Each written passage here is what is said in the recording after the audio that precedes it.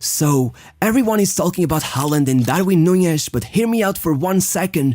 We need to talk about Gabriel Jesus. He started out his career at blazing speed after an incredibly heartwarming childhood story, arriving in Europe after just 2 seasons, and ever since then, he has been scoring at a rate that not many can compare to, and yet, he never really got the spotlight, with Guardiola often leaving him on the sidelines like a dusty old toy he no longer wants to play with. Looking back at his life so far, you can clearly tell he's simply a bomb waiting to go off, and I believe Mikel Arteta might just be the man to light the fuse. Jesus could actually become the most dangerous man in the league, and so today, I'm going to tell you every little detail of his life story and show you exactly why I think that. Let's go. When asked about his story, Gabriel Jesus started by saying, "I was very lucky because along the way I met some superheroes. Don't laugh, it's real, I'll prove it to you." And man, was he right. The first of those unknown heroes, as he likes to call them, was his mother. Before Gabriel had even left the womb, his father had already ran off with some other woman, and before he even had the chance to go looking for him, he had died in a motorcycle accident. But as he always said, "My mom is both my mom and my dad. I never needed nobody else."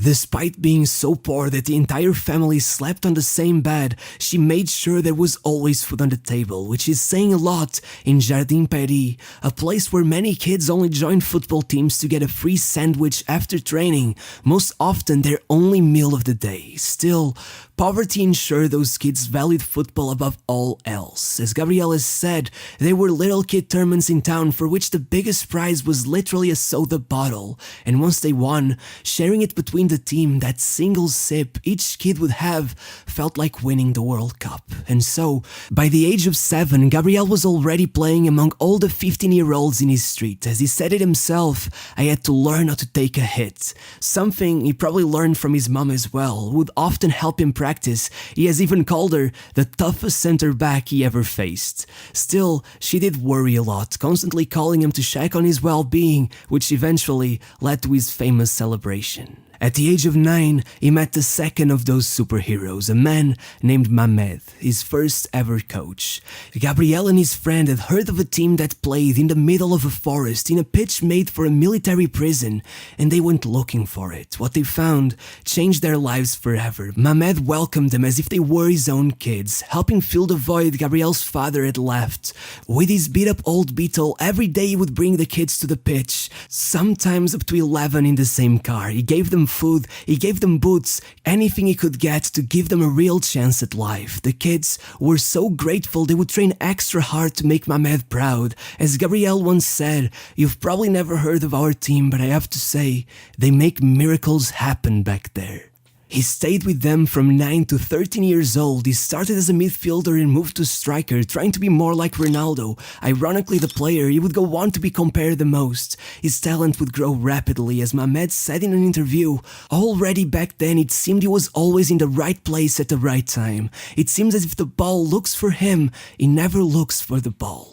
In fact, he made it all seem so easy that he eventually was nicknamed Tetinha, from a Brazilian expression meaning too easy. The day his life finally began to change, he was playing a local tournament. They weren't even supposed to have a real chance against the bigger teams, but every game, they would not just beat them, they would humiliate them. 12-0, 13-0, all sorts of wild scoreboards were seen. Eventually, they made the final. They had to face Portuguesa.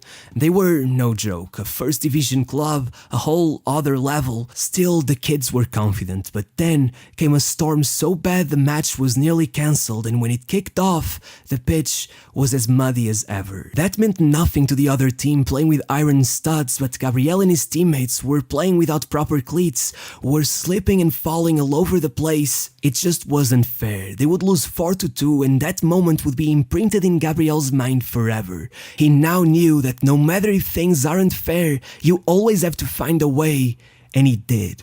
Just a year later, he turned 14, the age at which most Brazilian kids begin working to help their family, but instead, his mom made sure he kept following his dream. To do that, he began playing everywhere, trying to get as many eyeballs on him as he could. First, he joined his local football tournaments, known for being the most aggressive football you can imagine. The first time he entered the pitch, they said, "A kid is going to play? 10 minutes and he's dead. Regardless, with his first touch of the ball, he dribbled past their best defender and scored his first goal. So, they made his life living hell. Every time he touched the ball, they would hit him as hard as they could. A player would even tell him, "If you dribble past me again, I'll break your legs." Of course, he never stopped, and by the end, the same player would threaten that he would break his legs in the parking lot. As Gabriel would go on to say, "If it weren't for my teammates keeping me safe, I don't know what could have happened." Regardless, at least he was safer there than on the streets. Over the years, Coach Mehmed had to attend 3 different funerals for 3 different kids who got lost in the streets and one day just didn't show up for their ride. Alongside these tournaments, Gabriel also joined the new youth club Anhanguera, and he was incredible, finishing as the top scorer of the São Paulo Under-15 Cup with 29 goals, a performance that impressed every club in town, with Gabriel going from trial to trial, from Portuguesa to Corinthians and then São Paulo, always refusing every offer as he couldn't travel that far for training. But then came Palmeiras, who offered him a trial after watching him for only 10 minutes, and then a contract after a single training session. Still, he never stopped playing at those tournaments. They paid him 100 reais per game, the only money he made besides a few bucks from doing deliveries and helping in a local market. He still felt he owed his mom much more. Regardless, at first things didn't go very smoothly at Palmeiras. His first coach wanted him to play two-touch football, and Gabriel struggled with that so much that at one point he was nearly sent home. But thankfully, the coach of the under-18 saw what a mistake this was and instead bumped him up to his squad. The odds of success were slim, now playing with kids 2 years older than him, but instead, he completely took off, surprisingly even finishing the year as the team's top scorer. This prompted a rise like very few, eventually going on to finish the Under-17 Paulista Championship with 37 goals in 22 matches, which added to an immense performance in the Under-18 São Paulo Cup. Being named the player of the tournament despite not even making the final stage finally allowed them to debut for the main team, and the result was mind-blowing. It seemed from the moment he joined, the mood changed. By the end of the first season, Palmeiras had won the Brazilian Cup, had made the final of the Paulista Championship, and were now up to 9th place in the league. Instantly, Jesus had become a local hero, and as crazy as it seems, even the guy who had threatened to break his legs would meet him one day and tell him, "I can't believe I was actually gonna do that to you. I love you now. You're saving my team. Thank God I didn't do it." As odd as it was, Gabriel just left it off. I guess you gotta see the positive side of things. Over summer, he also joined the Under-20 national team, and they nearly made history, losing the final of the World Cup to Serbia. Regardless, in 2016, his career changed forever. His year started really well with Palmeiras, and then he was called up to the Olympic Games, where he scored 3 goals and became a key figure as Brazil went on to conquer the only trophy they were yet to win. Just 2 years earlier, he was painting the streets in yellow and green in honor of the national heroes. Now, he was one of them, and the good times weren't ending anytime soon, with Jesus finishing off the season by taking the Brazilian Championship by storm, eventually winning the Golden Ball Award for the best player of the year, and taking Palmeiras to the title of Brazilian champions only 2 years after being promoted, and 22 years since the last time it had happened. At 19, he was already a legend, and rightfully so. The offers began pouring in, with Jesus eventually joining Man City for 32 million euros, looking to be coached by Pep Guardiola. But before moving, he had one final thing to do in Brazil. He went to the store and bought 250 pairs of high-quality boots, took them in his car, and delivered them to Pequeninos, his old football club, so that no other kid would ever feel that sense of injustice that had bothered him so much growing up. Arriving in January in the middle of the season, coming off of a World Cup qualification stage where he had been involved in 9 goals in 6 matches, with City struggling in 5th place and Gabriel being talked up to be the successor of Sergio Agüero, that was a lot of pressure to put on the shoulders of a teenager, but still, he outperformed all of the expectations, scoring 3 goals and getting 2 assists right on his first 3 starts. But that was exactly when he broke his foot, spending 3 months on the sidelines. Regardless, as he came back, he played even better, finishing off the season by stealing the role of main striker from Agüero himself and going on 5 starts with 4 goals and 3 assists, taking City to a 3rd place finish, ensuring they qualified to the Champions League and finishing the season with a goal involvement every 59 minutes, which is clearly out of this world. Still, the next season, after a few changes to the squad, Guardiola began playing Jesus and Agüero side by side, which brought down his numbers a bit, especially as another long-term injury sent him on a dry spell lasting nearly 4 months.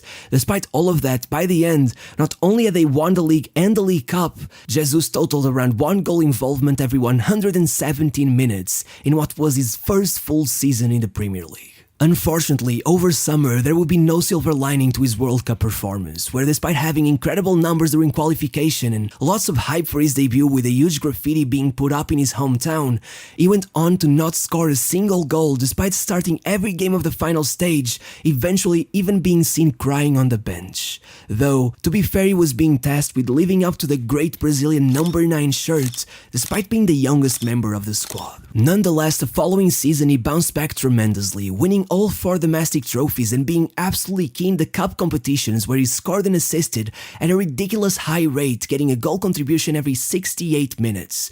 Though it should be noted, he was no slouch in the Premier League or Champions League either, with a goal contribution every 99 minutes. And alongside all of that, he would join Brazil for the 2019 Copa America, assisting 1 goal and scoring the other in a 2-0 semi-final win against Argentina, and then getting another goal and assist in the final versus Peru to take his first ever international trophy. But just as this was clearing up the reactionary rumors that Gabriel was not fit to wear the Brazilian number 9, he went 2 years without scoring, becoming an absolute joke at the eyes of many Brazilians. Though some blame national team coach Tite instead, considering that his underperformance is only a result of him moving Jesus to the right wing, which seems to bear some truth considering he scored 63% less goals from the wing across his entire national team career. This whole slump was especially odd considering that in 2019 he would play his best ever season for City, getting more game time than ever and going on to score 23 goals and total 14 assists across 53 games,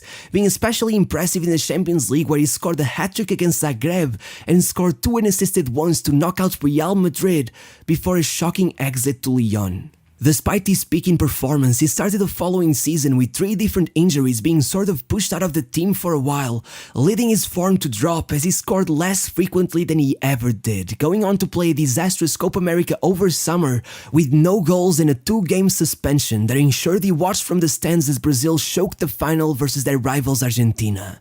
After one more season where he failed to get much game time despite bouncing back to his usual goal-scoring form, even scoring a Premier League poker and another goal against Real Madrid, Gabriel began carefully plotting his next career move, eventually settling on a transfer to Arsenal for 52 million euros, joining his former secondary coach Mikel Arteta, as he says he believes in Arsenal's project and wants to be at a club where he can get more game time and get more responsibility. However, the question is, will he finally hit his prime at Arsenal? Can he even compete with top goal scorers like Haaland, Salah, Ronaldo, and Son? Well, let me just tell you this, across his entire Premier League career, he has scored or assisted every 101 minutes.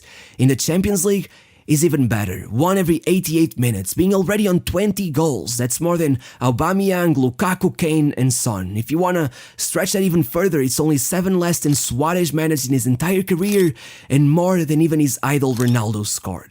He's incredibly hardworking, level-headed, and the kind of person who never forgets his roots. He's versatile, good on the ball, great at finding space, and one of the greatest pressing strikers available today. Looking at some more in-depth stats, you can see his shot quality is through the roof, that he is great at creating chances for others, even outperforming his expected assists by far, with the only downside being a tendency to underperform his expected goals.